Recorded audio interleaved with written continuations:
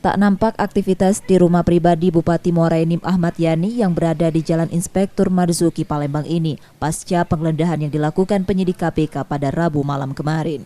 Suasana lengang juga terlihat di kantor kontraktor PT Enrasari, rekanan Pemkab Muara Enim, kawasan Kambang Iwak, Palembang, yang juga ikut digeledah terkait dugaan suap itu oleh penyidik KPK.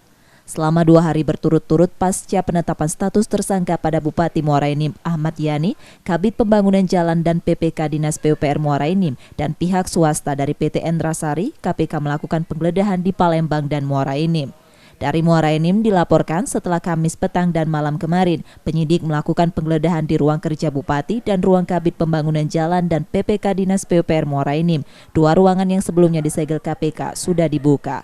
Aktivitas pekerja di kantor Bupati dan Dinas PUPR Muara Enim hari ini berjalan seperti biasa. ASN melakukan aktivitas pekerjaan di ruang masing-masing tanpa terganggu dengan peristiwa yang saat ini sedang terjadi.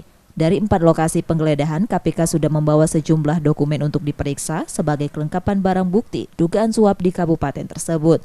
Belum diketahui apakah ada aktivitas penggeledahan lagi di lokasi lainnya terkait hal itu.